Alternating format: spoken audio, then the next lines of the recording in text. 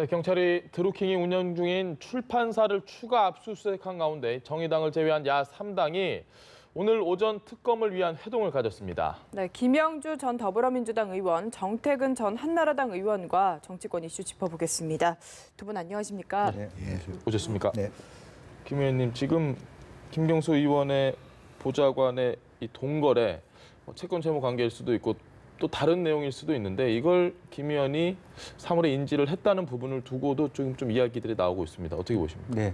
뭐 기본적으로 이제 그 사실관계가 드러날 텐데 우선은 뭐 보좌관이 어쨌든 500만 원인가 돈을 빌렸다가 결과적으로 제일 문제가 되는 것은 이제 구속된 이후에 그걸 돌려주는 뭐 그런 과정이 있었던 것 같습니다. 그런데 우선 이 사건을 보는 말하자면 청와대라든지 당의 시각은 여전히 이제 이것이 굉장히 위기 의식을 갖고 있음에도 불구하고 김경수 의원의 개인의 어떤 그 신뢰가 여전히 이제 유지되고 있다 그렇게 보여지는 것 같고요. 전체적으로 청와대라든지 국회 자체에서 여당권에서는 그럼에도 불구하고 김경수 의원의 개인의 비리로까지는 이어지지 않을 것이다 이렇게 생각하는 것 같습니다. 알겠습니다. 네, 그러니까 3월에 협박성 메시지를 받으면서 김경수 의원이 알게 된 건데 사실 이전에 회견을 할 때는 후원금 이야기만 하고 제대로 이야기를 안 했었거든요. 좀 어떻게 보시는지. 그렇죠. 이번 드루킹 사건에서 크게 문제가 되는 게 이 김경수 의원의 말바꾸기가 크게 문제가 되고 있고 또 한 가지가 이주민 서울청장, 경찰청장의 말바꾸기가 지금 문제가 되고 있는 건데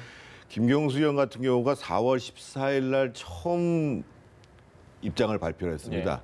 그때는 일방적인 연락만 받았다라고 얘기를 했다가 이미 이제 이번에 확인된 게 3월쯤 이미 알고 있었다라는 거 아니에요, 보좌관한테. 그래서 이제 그 보좌진이 돈을 돌려준 시점이 3월 25일이었으면 거의 한 달 됐다는 얘기인데 그럼에도 불구하고 다시 4월 16일 날 2차 기자회견을 할 때에도 혹시나 내가 URL을 보낼 수 있었겠다라는 정도를 얘기했다가 19일 날은 다시 출마 기자회견을 하면서 이 문제에 대해서 전혀 언급을 하지 않거든요. 마찬가지로 지금 경찰 같은 경우가 처음에는 거의 김경수 의원 얘기를 뒷받침하는 듯이 수사를 하고 그리고 특히 자료학법에 대해서 굉장히 이제 불충분하게 했단 말이에요. 그래서 야권에서 지금 주장하는 것은 이거는 불철저한 수사를 넘어가지고 편파적인 수사다라고 제기를 하는 거란 말이죠. 그러니까 일반 언론에서도 지금 제기하는 문제가 문재인 대통령이 취임사에서 얘기한 것 중에 가장 사람들한테 감동을 줬던 내용이 뭐냐면 기회는 평등해야 되고 과정은 공정해야 되고 그러면 결과가 정의로울 것이다. 그래서 지금 이번 수사가 문재인 정부의 정의를 시험하는 수사가 될 것이다. 그러니까 누가 봐도 공정한 수사가 아닌 거거든요. 그래서 심지어 야권에서 얘기하는 게 경찰청장을 지금 그 자리에서 물러나게 하고 최소한 손을 떼게 하고 보다 더 철저하게 수사를 해야 된다. 그러니까 경찰 내부에서도 이거 제가 아마 특검이 구성되면 제가 수사 대상이 될 것 같습니다. 이런 얘기를 하고 있단 말이죠. 그래서 저는 뭐 나중에 특검 얘기가 되겠습니다만 지금 김경수 의원이 말을 바꾼 거 하고 이주민 경찰청장, 서울경찰청장이 이렇게 불명료한 편파적인 태도를 취한 문제에 대해서는 지금이라도 조치가 있어야 되는 게 불가피하다고 생각을 합니다. 알겠습니다. 김 의원님께서는 혹시 제가 어떻게 봤을 생각하십니까? 때는 이제 경찰이 지금 수사권 조정 문제 관련해서 일정 정도 이렇게 뭐 어떤 윗선의 지시를 받았다기보다는 자체적으로 어떤 그런 데 대한 눈치 보기가 있었다는 것은 뭐 조사를 해볼 필요가 있을 것 같아요. 그 정도의 의학을 받을 수 있는 정도 한 달 기간 동안에 특별한 조처를 하지 않고 최근에 들어서 더군다나 다시 제가 보니까 민정 쪽이나 청와대에서 이건 정확하게 수사를 하자. 특검도 받을 수 있으면 받자. 이렇게 일정 정도 가이드라인이 제시되면서 경찰이 뒷북을 치는 이제 그런 형국이 되기 때문에 이것은 실제적으로 경찰 자체의 문제다. 그렇게 보는 것이 더 나을 것 같고요. 또 그래서 지금이라도 어쨌든 검찰은 검찰대로 경찰은 경찰대로 오히려 좀 더 이렇게 강한 이제 수사 의지를 뭐 뒤늦었습니다만은 보이고 있는 것은 다행이라고 보여집니다. 알겠습니다. 그 이주민 청장에 대해서 사실 조금 전에 지적을 해주셨는데 이 처음에 본인은 몰랐다, 휴가 중이어서 이 보고 내용이라는 이런 부분이 사실 거짓말 논란으로 지금 보도가 좀 되고는 있지만 본인은 몰랐다라고 얘기를 했거든요. 사안의 중대성에 비춰봤을 때 이 이야기는 저희가 어느 정도 좀 신빙성이 있다고 봐야 될까요? 아니 모르는 사람이 왜 나가가지고 수사 결과를 발표를 해요? 자기가 몰랐으면 담당 수사 과장을 내보내서 보고를 하든지. 그러니까 몰랐으면 그대로 있었어야 되는데 모르는 상태에서 마치 김경수 의원 쪽을 두둔하는 식으로 하는 데에 문제가 있는 것이고 예. 두 번째로 어떻든 수사를 직접적으로 지휘하는 당사자인데 수사 나중에 보고를 받았지만 수사가 대단히 미진했다라는 게 확인됐고 예. 가장 대표적인 게 지금 CCTV를 지금 확인해 보니까 그러니까 그 누른나무를 하는데 가 보니까는 예. 대형 모니터에다가 9대의 CCTV가 다 나왔. 일반 출판사에서 그런 CCTV를 설치할 리가 없잖아요. 예. 근데 지금 다시 압수수색해도 깡통 CCTV였다라는 게 확인이 됐잖아요. 예. 그런데다가 이미 이제 가장 초기에 문제가 됐던 게 무려 170대나 되는 핸드폰 중에서 133대를 조사도 안 했다는 거 아니에요. 그게 다 전부 다 사실은 조작을 하기 위해서 뭐 아이디를 획득하고 문자를 보내고 댓글을 다른 데 사용했을 텐데 그러면 저는 서울경찰청장 예. 사실은 서울경찰청장이 다음에 경찰청장이 되는 그런 가장 유리한 위치에 있는 사람이면 저는 스스로 자기가 제가 이번 수사에 관여하지 않겠습니다. 그리고 더더군다나 이분은 과거에 김경수 의원이랑 청와대에서 같이 근무한 국정상황실에 근무한 전력도 있잖아요. 그래서 아까 제가 문재인 대통령의 취임사 얘기를 꺼낸 건데 예.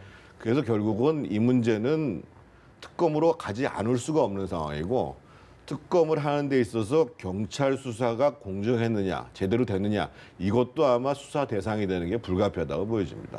알겠습니다. 네.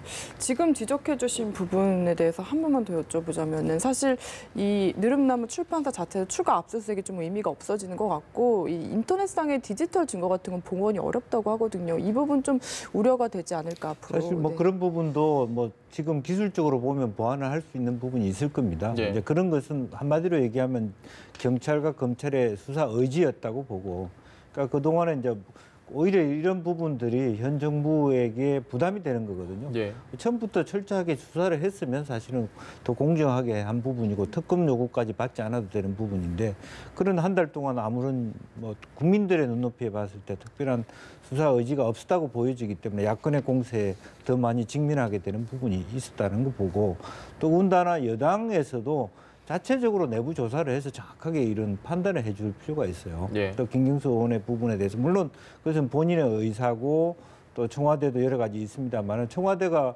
지금 이제 특검에 대해서 얘기할 수 있는 위치에 있는 기관이 아니거든요. 예. 이제 그런 면에서 정확하게 어떤 좀 더 국민들이 보기에도 명확하게 이 부분들에서 말하자면 인터넷 상의 문제든 어쨌든 어떤 증거 확보의 문제든 조금 더 빨리 실질적으로 민정수석이 나서든 간에 철저한 수사를 촉구해야죠. 알겠습니다. 사실 수사 결과가 좀 나와서 저희도 이야기를 하고 싶은데 아직까지는 정황만 놓고 이야기를 하지만 드러난 정황 중에 이 메신저 부분. 그러니까 김경수 의원이 처음 나와서 이야기를 할 때는 그냥 뭐 연락이 왔는데 부정한 뭐 청탁을 하길래 거의 뭐 연락하지 않았다라고 얘기를 했지만 텔레그램 그리고 이후에 지금 시그널이라는 또 다른 메신저에서 한 40차례 정도 대화를 뭐 주고받았다 이런 얘기가 나왔습니다. 이건 그럼 처음 김경수 의원의 이야기와 전혀 지금 상황이 다른 형국이거든요.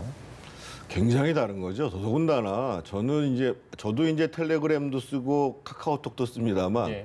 거기다 넣어가지고 시그널까지 쓴다. 그리고 시그널이라는 메신저의 특징이 뭐냐면 휘발성이 굉장히 강합니다. 예. 저장이 잘 안 되는 거고 물론 텔레그램도 비밀방 설정하면은 바로 이제 저장이 안 되는 형태로 하지만 그것 자체가 내가 뭔가 흔적을 남기고 싶지 않다라는 것들을 전제로 하고 있는 거거든요. 예.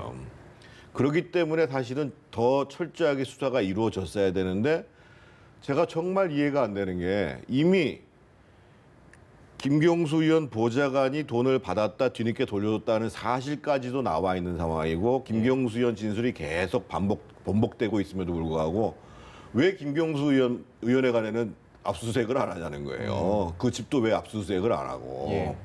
과거의 전례를 보면 얼마 전에 예를 들면 김기식 의원 고발되니까 검찰에서 전격적으로 다 들어가가지고 압수수색하지 않았습니까? 우리은행 거래소 이렇게. 지금 이제 이 사건의 가장 핵심이 되는 것은 과연 드루킹이라는 사람과 경극모아 그리고 한 축에 있어서 김경수 의원과 문재인 캠프가 어떤 관계냐라는 것을 확인하는 건데 거기에 지금 핵심되는 사람이 김경수 의원이란 말이에요. 그럼 압수수색을 해야죠. 이제까지도 압수수색을 안 하는 경찰에 대해서 과연 어떤 수사 결과가 나오더라도 예. 그것을 국민들이 믿을 수 있겠냐는 거예요. 알겠습니다. 시그널이라는 부분은 사실 저는 이번에 처음 알았거든요. 저도 잘 모르겠습니다. 예. 이런 정황이 기본적으로 이제 말하자면 방금 말씀이셨습니다만 텔레그램을 정치인들이 많이 사용하는 이유도 예. 아무래도 이제 뭐 여러 가지 주고받는 이야기들에 대한 보안성들을 생각한다라고 예. 하는 거거든요. 이야기들 자체가 굉장히 위험성이 있다는 전제이기도 하고 이제 그런 어떤 그 심리적인 측면일 겁니다. 그렇다면 실제적으로 그런 부분에 대해서 본의 아니게 본인들이 지난 대선 과정 어쨌든 정치적 일반적인 정치사에 있어서 예. 토론을 함에 있어서 좀 위험한 얘기들이 포함될 수 있다는 걸 암묵적으로 담지한단 말이에요. 그 내용 자체에서. 그렇기 때문에 훨씬 더 일반인들이 보기에는 증거 자체로서 나중에 그것이 내용들이 확보되지 않는다 하더라도 사실은 의혹을 더 가중시킬 수 있겠다는 측면은 분명히 있는 것 같습니다. 그 김 의원의 첫 번째 기자회견 아마 기억하실 겁니다.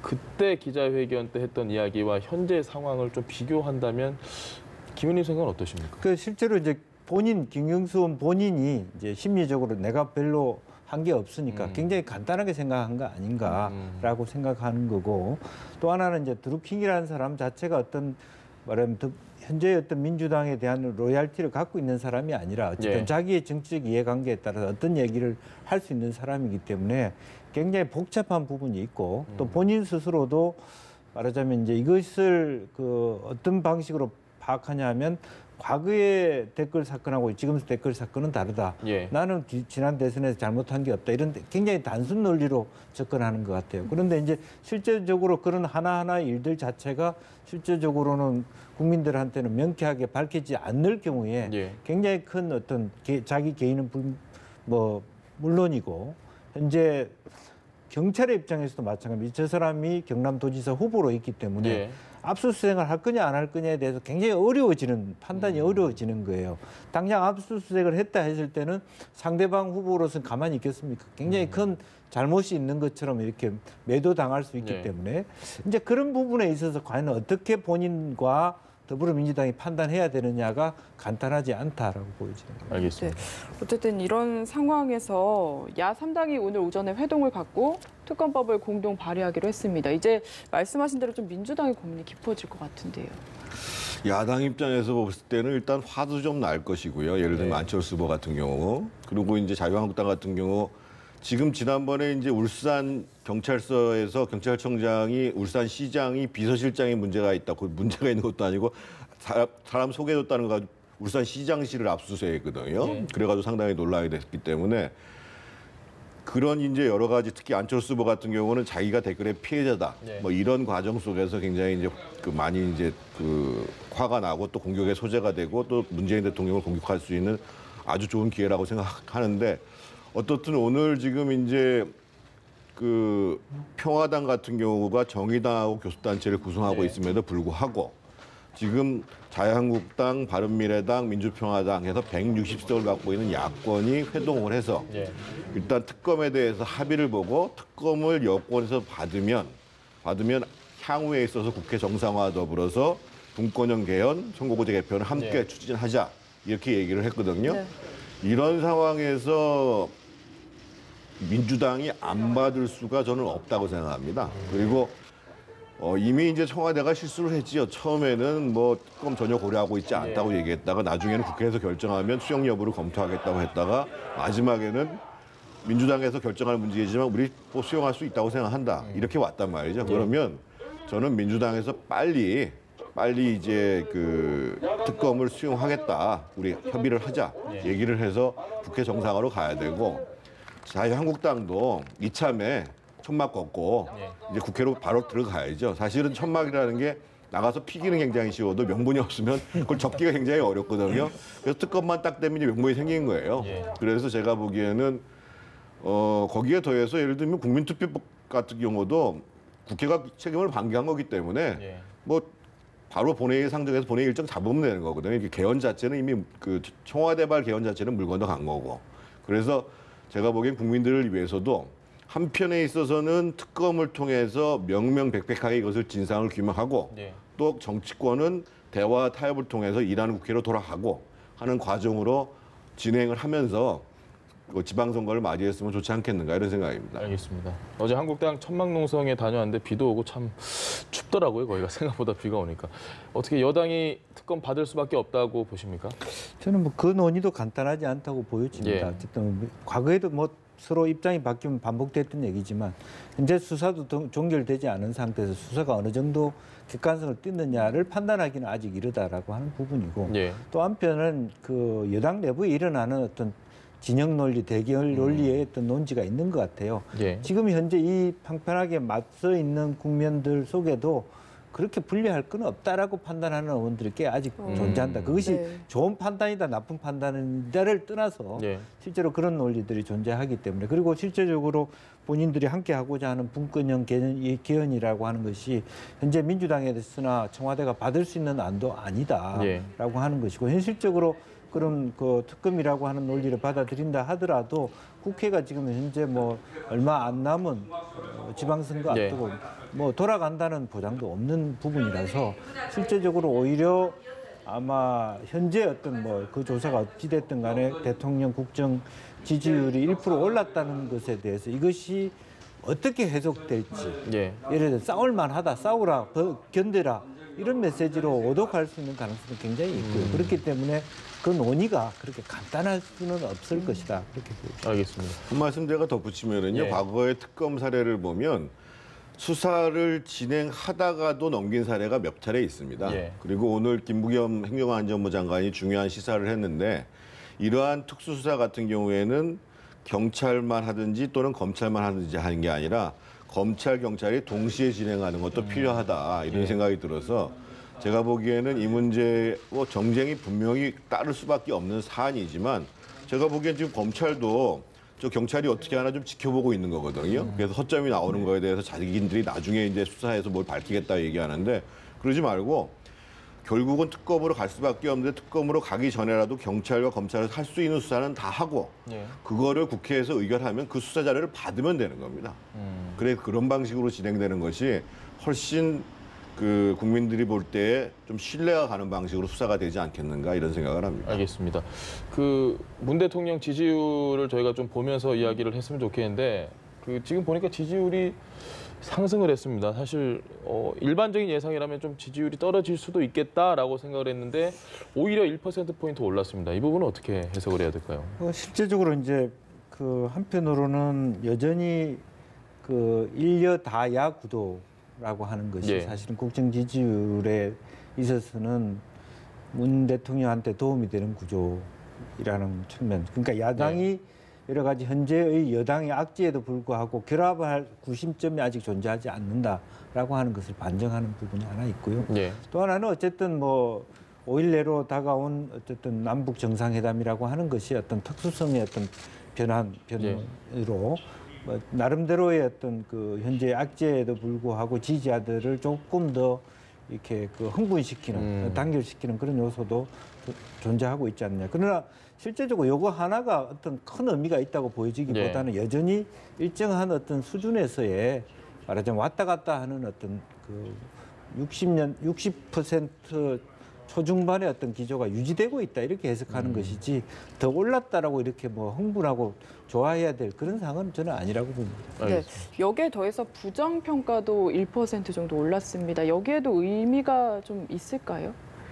아마 부정평가도 오를 거고 정당 지지율 조사하면 아마 부동층이 많이 늘어날 가능성이 있습니다. 지금 이제 어떻든 문재인 대통령 지지율이 뭐 1%니까 뭐 상승이라기보다는 이제 오차를 고려하면 보합세라고 봐야 되겠죠. 근데 이제 그것은 아무래도 소위 정상에 대한 정상회담에 대한 기대감이 큰 거거든요. 네. 그리고 특히 지난주에 이제 그 저희도 갑작스럽게 받았습니다만 어떻든 그 김정은이 핵동결의 1단계를 조건 없이 먼저 시행하겠다 이런 부분들이 영향을 미치는 거고 또 한 가지 여론조사를 볼 때는 이제 응답자 특성을 고려를 해야 되는데 지금 이제 하나 가지 공개가 안 되고 있는 것 중에 지난 대선 때 누구를 찍었느냐라고 했을 때 상대적으로 문재인 대통령을 찍었다는 비율이 더 높게 나올 가능성이 있어요. 야권을 찍었다는 것보다도 그 점이 하나 고려해야 되는 거고요.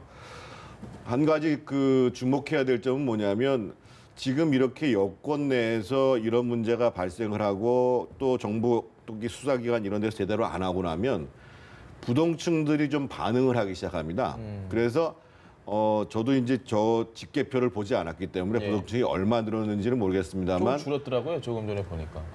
지난번 갤럽 조사 같은 경우에 조금 늘은 걸로 나오긴 하는데 맞습니다. 그래서 이제 과거에 응답하지 않았던 사람이 소위 야권의 지지로 갈 건지 또는 부동층으로 응답을 할 건지 뭐 이런 결과가 나오기 때문에 조금 더 그러니까 이번 주에 정상회담을 하게 되면 아마 대통령 지지율은 피크로 올라갈 가능성이 있고요. 예. 그러고 난 다음에 실제로 국회에서 이 문제가 어떻게 다뤄지느냐 하는 다음 주까지를 추이를 전반적으로 봐야 기본적으로 이번 지방선거가 어떤 추이 속에서 치러질지가 좀 판단이 되지 않겠나 생각합니다. 또 하나 제가 이제 뭐 말씀드릴 수 있는 것은 이 국면이 각 그 정당에서 후보를 결정하는 여론조사가 많이 진행되고 있는 부분이라서 예. 결집도 높아요.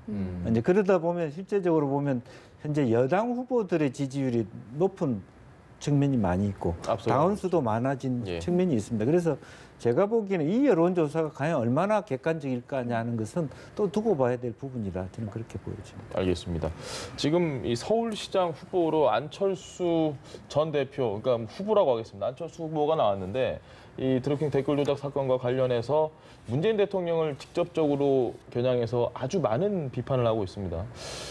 이게 결국 본인에게는 좀 상당히 유리한 국면으로 흘러들어갈 수 있다 이렇게 판단을 했기 때문으로 보면 될까요? 선거 전술 측면에서도 유리하죠. 예. 왜냐하면 지금 국민들 눈에서 봤을 때는 민주당과 싸우는 지금 대표 주자는 지금 자유한국당이거든요. 예. 그러니까 자유한국당 지지율이 지금 이 드루킹 사건이 김기식 드루킹 사건이 지나면서 조금씩 올라서 지금 아까 그 리얼미터 조사 보면은 뭐 한 22% 가까이 예. 나온다고 나오잖아요. 그런 거에 비해서 바른미래당이나 이런 데는 정체가 돼 있어요. 그런데 그렇기 때문이라도 안철수 후보 입장에서는 문재인 정권을 상대로 해서 각을 세우는 사람은 나다. 그리고 실제로 나의 당선을 막기 위해서 그런 댓글 공작이 이루어졌고 내가 제일 피해를 많이 봤다. 네. 그래서 더 엄하게 처벌을 해야 된다. 이런 논리로 이제 가게 되면 적어도 서울시장 선거에 있어서는 안철수 후보가 김문수 후보보다 우위에 있지 않겠느냐라는 점들을 본 거죠. 그래서 아마 선거전 내내 이거는 일관되게 갈 거라고 보여집니다. 네.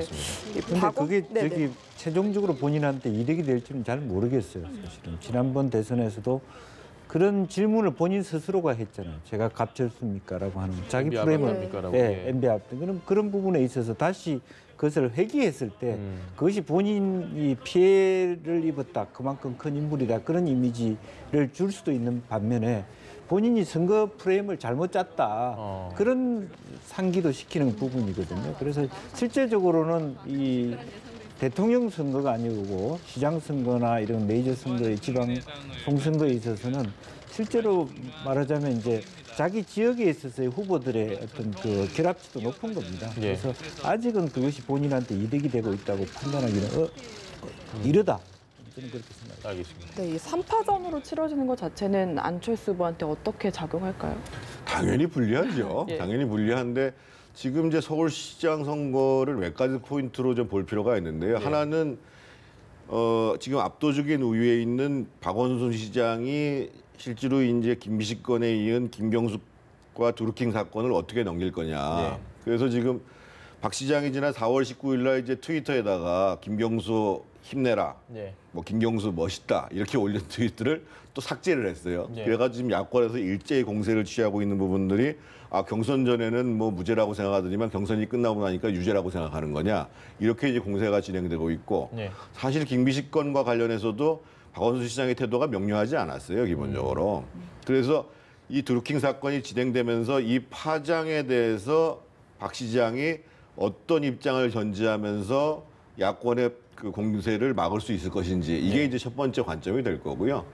아무래도 두 번째로는 그동안 이 7년 시정과 관련해서 앞으로 성적표가 논란이 될 겁니다. 특히 이제 올해 있었던 특히 미세먼지 예. 국민들은 지금 가장 예민한 문제가 나의 건강, 나의 가족들의 건강, 특히 우리 애들의 건강 문제를 얘기를 하잖아요. 그래서 이런 문제가 이제 하나의 또 쟁점이 될 가능성이 있겠고. 예. 김문수 후보와 안철수 후보 중에서 누가 더 현격하게 빠른 시간 내에 우열을 가름짓겠느냐. 왜냐하면 지금 여권을 견제하고 문재인 정부에 대해서 불만스럽게 생각하는 사람들이 찍을 곳을 찾아야 되는데 지금 현재까지 여론조사를 봤을 때는 뭐 안 후보가 조금 앞서는 거로 나오지만 아주 결정적으로 앞서는 거로 나오지 않고 있거든요. 그래서 이 문제가 선거 막바지까지 가면은 그야말로 이 3파전 속에서 김문수, 안철수 후보는 굉장히 손해를 보게 될 것이고 오히려 우열이 확실히 갈려가지고 그것이 김문수 후보가 됐던 안철수 후보가 됐던 이렇게 갈리게 되면 사실상으로 여권을 견제하고자 하는 이 보수층이나 중도층의 표들을 한꺼번에 받을 수 있는 가능성이 있기 때문에 그것이 굉장히 중요한 포인트가 될 거라고 생각합니다. 알겠습니다. 네, 오늘 두 분 이야기 여기까지 들어보겠습니다. 지금까지 김영주 전 더불어민주당 의원, 정태근 전 한나라당 의원과 이야기 나눠봤습니다. 말씀 잘 들었습니다. 네, 고맙습니다.